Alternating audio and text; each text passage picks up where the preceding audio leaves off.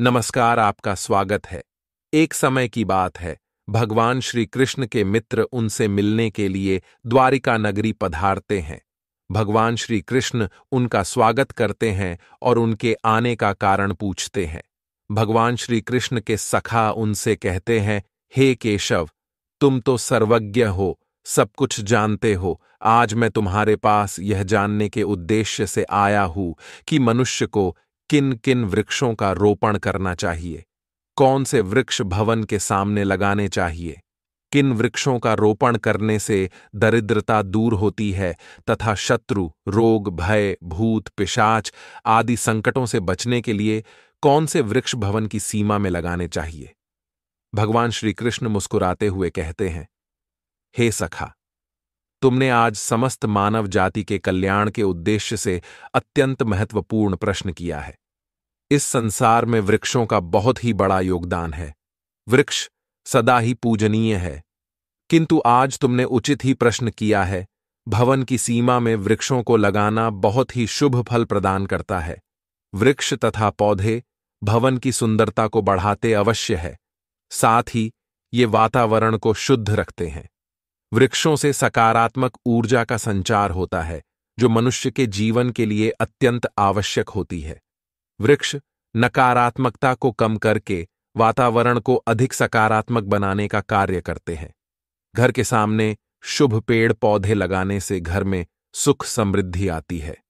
साथ ही ये पेड़ पौधे कई प्रकार के वास्तु दोषों को नष्ट करते हैं। घर के आंगन में खड़े वृक्ष देवताओं के समान घर की रक्षा करते हैं।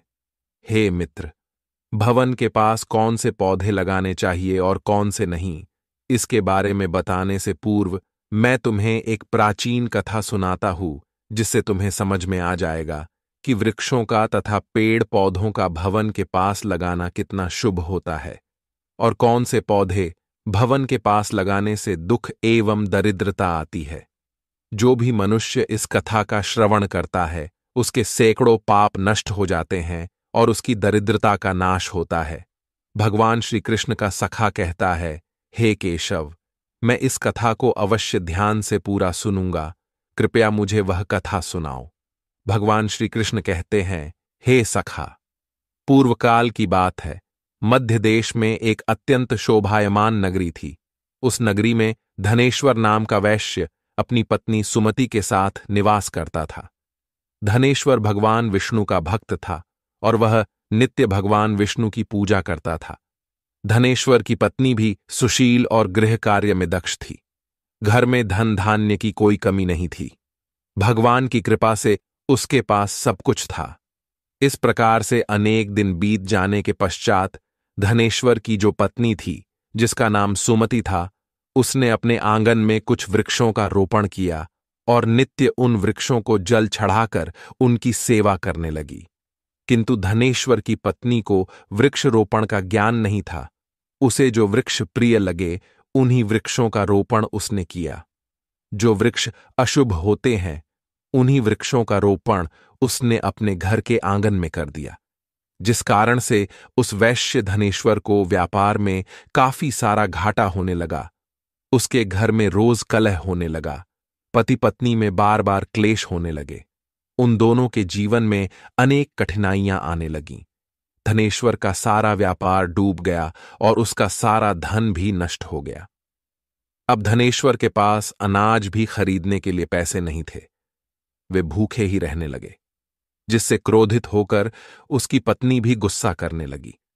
वह अपने पति को कोई काम करने के लिए कहती। फिर धनेश्वर काम मांगने के लिए गांव में घूमने लगा, लेकिन उसे कहीं पर भी काम नहीं मिलता था। उसने आकर अपनी पत्नी से कहा, हे भद्रे, मुझे तो कोई भी काम नहीं दे रहा है। अब मैं कहां पर काम खोजने जाऊं? वे दोनों ही पूरी तरह से हतबल हो गए थे। दोनों के पास भी उद्योग करने के लिए कुछ नहीं था। धनेश्वर ने अपनी पत्नी के सारे गहने भी बेच डाले और जो कुछ भी अन्न मिला उसी से पेट भर लिया। इस प्रकार से अशुभ वृक्ष लगाने के कारण दोनों के ही जीवन में घोर दरिद्रता और संकट आने लगे, किंतु वे दोनों ही इस बात को नहीं जानते थे।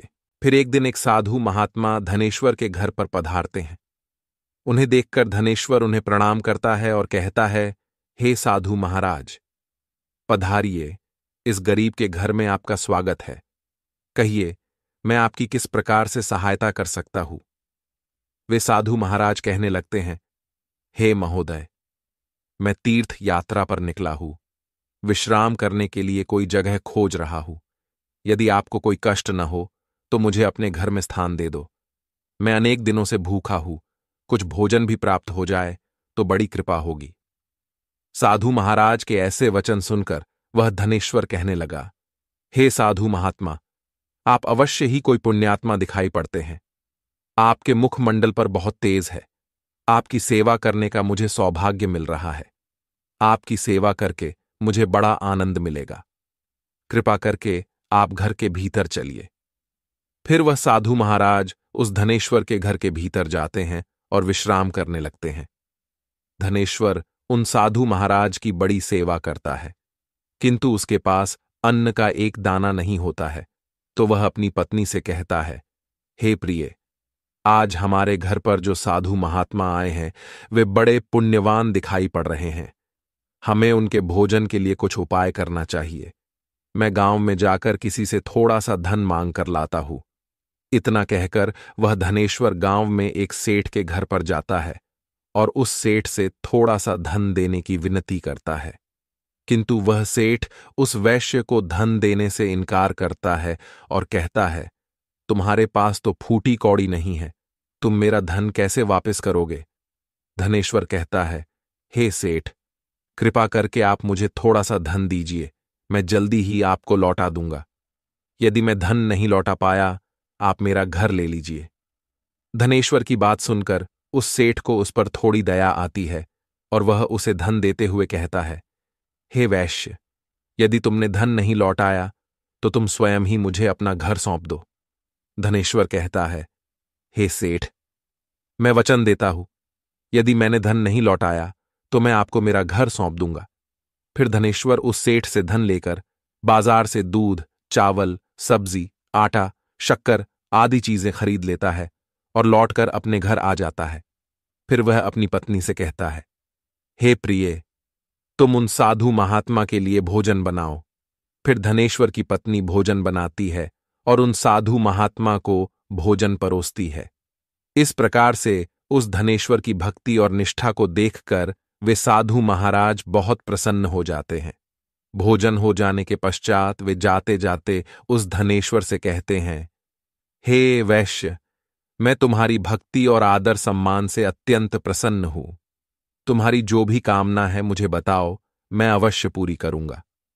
तब वह धनेश्वर कहता है, हे महात्मा, आपका आशीर्वाद ही हमारे लिए सब कुछ है, किंतु मैं आपसे यह जानना चाहता हूं कि किस पाप के कारण मुझे दरिद्रता का दुख भोगना पड़ रहा है। हमने तो भगवान विष्णु की भक्ति की है, फिर हमारे जीवन में दरिद्रता क्यों आई है? इसका क्या कारण है? और इस दरिद्रता को दूर करने के लिए मुझे क्या उपाय करना चाहिए? फिर वह साधु महात्मा कहते हैं, हे वैश्य, मैं जब तुम्हारे द्वार पर आ गया था तभी मुझे यह झांत हो गया था कि तुम्हारे जीवन में घोर दरिद्रता और संकट आए हुए है। क्यों? कि तुम्हारे भवन के सामने जो वृक्ष है वे ही तुम्हारी दरिद्रता के कारण है। इसीलिए तुम इन वृक्षों को हटाकर उनके स्थान पर शुभ पौधों का रोपण करो।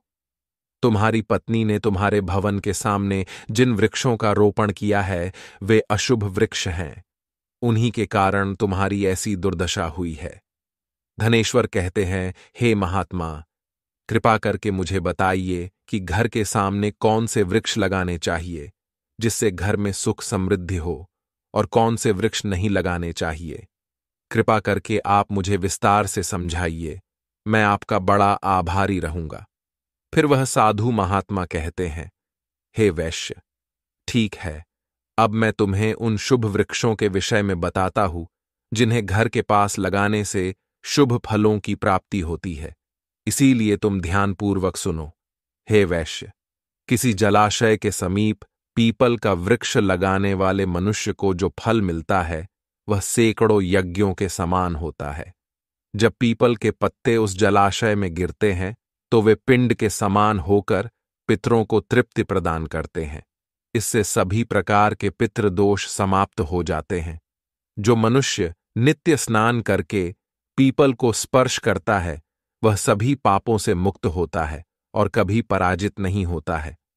पीपल को स्पर्श करने से लक्ष्मी की प्राप्ति होती है और उसकी प्रदक्षिणा करने से आयु में वृद्धि होती है। पीपल की जड़ में श्री विष्णु, तने में शिवजी और अग्रभाग में ब्रह्मा जी स्थित रहते हैं। अमावस्या के दिन पीपल को प्रणाम करने से जो फल मिलता है वह 1000 गाय के दान के बराबर होता है। इस संसार में पीपल के समान कोई वृक्ष नहीं है। साक्षात श्री हरि इस वृक्ष के रूप में पृथ्वी पर विराजमान है। पीपल के वृक्ष को चोट पहुंचाना अथवा उसकी टहनी तोड़ना महापाप माना गया है। ऐसा मनुष्य एक कल्प तक नरक में रहता है और जो पीपल को जड़ से काटता है उसका कभी नरक से उद्धार नहीं होता है। अब मैं तुम्हें दूसरे वृक्ष के बारे में बताता हूं। आंवले का फल समस्त लोकों में प्रसिद्ध और परम पवित्र है। आंवले को लगाने से स्त्री और पुरुष जन्म मृत्यु के बंधन से मुक्त हो जाते हैं। यह पवित्र फल भगवान विष्णु को अत्यंत प्रसन्न करने वाला एवं शुभ माना गया है। इसको खाने से सभी पापों से मुक्ति मिलती है।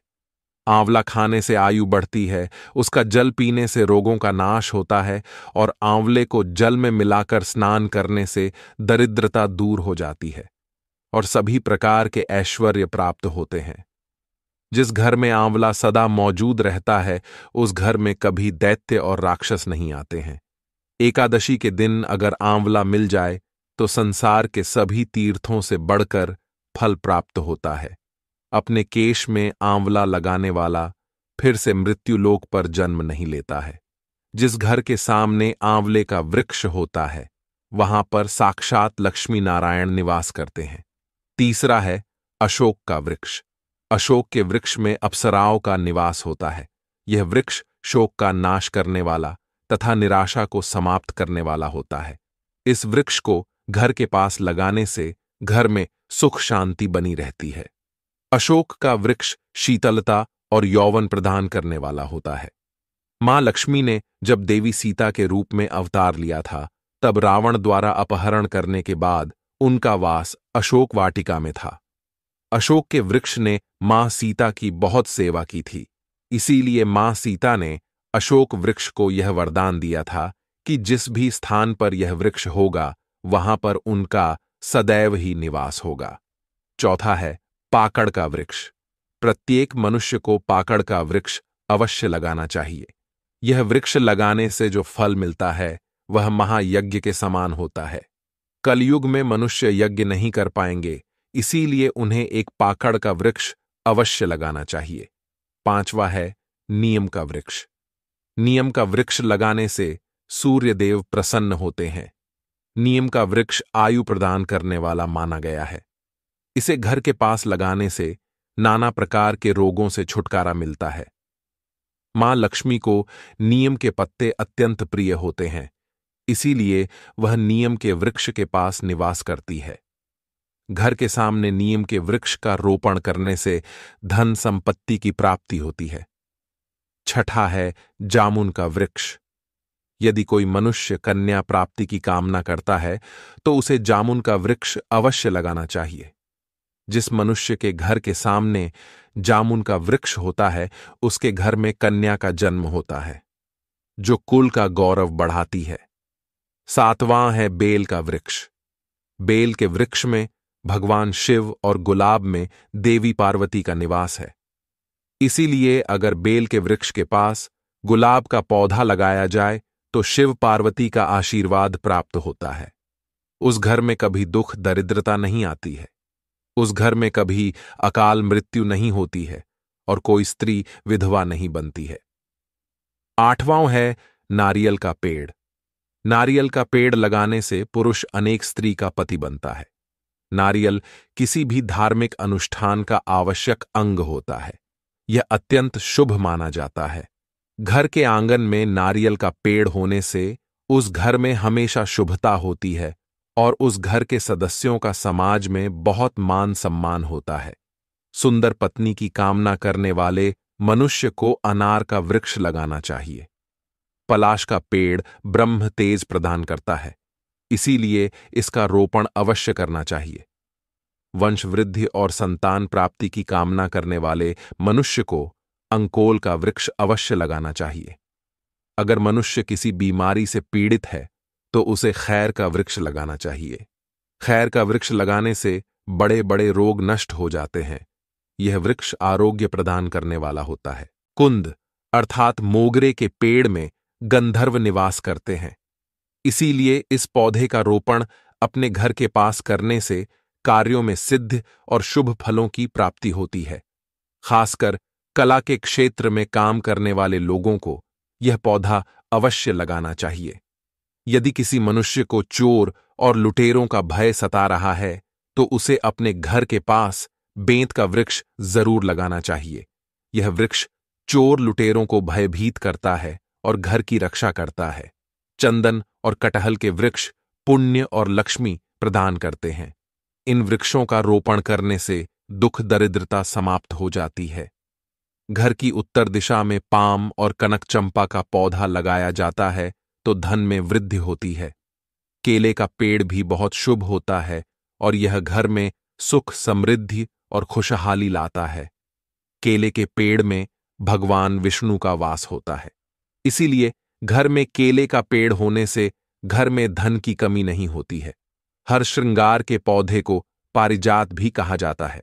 इस पौधे की उत्पत्ति समुद्र मंथन के समय हुई थी और मां लक्ष्मी भी समुद्र मंथन से ही प्रकट हुई है, इसीलिए पारिजात के पौधे का बहुत अधिक महत्व है। यदि इस पौधे को अपने घर पर लगाते हैं तो आपको मां लक्ष्मी की विशेष कृपा प्राप्त होगी।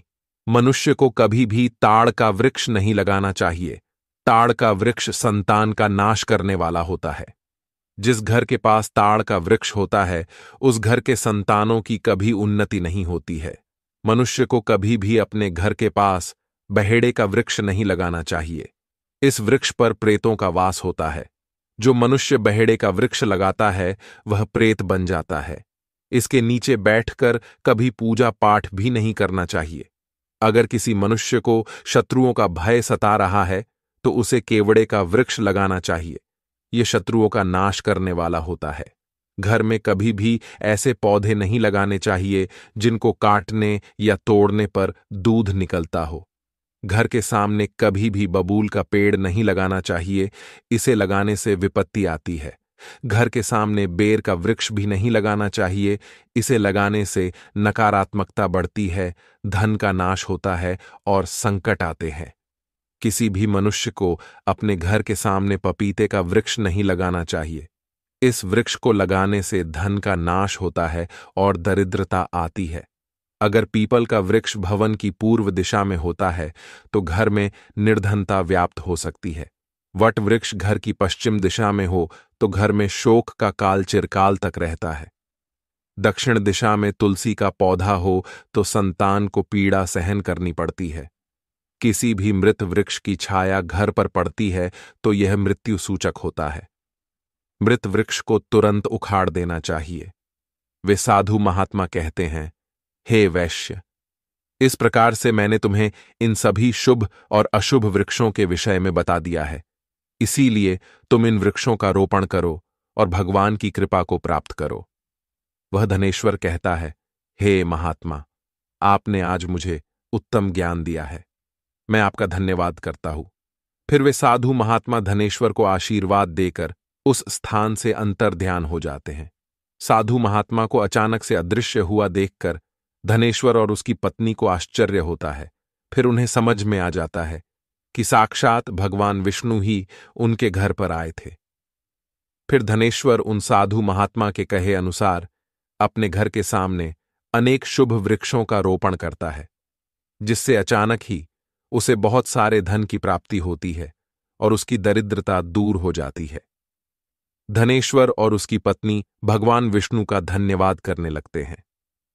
भगवान श्री कृष्ण कहते हैं, हे सखा, इस प्रकार से मैंने तुम्हें शुभ और अशुभ दोनों प्रकार के वृक्षों के बारे में बताया है। अब तुम भी जाकर अपने भवन के पास इन वृक्षों का रोपण करो। तो दोस्तों, इस प्रकार से भगवान श्री कृष्ण ने भवन के पास लगाए जाने वाले शुभ और अशुभ वृक्षों के बारे में बताया है। उम्मीद है आपको यह कथा पसंद आई होगी। जानकारी अच्छी लगी तो वीडियो को लाइक जरूर करें और कमेंट में जय श्री कृष्ण अवश्य लिखें। साथ ही चैनल को सब्सक्राइब करें। आप सभी का धन्यवाद।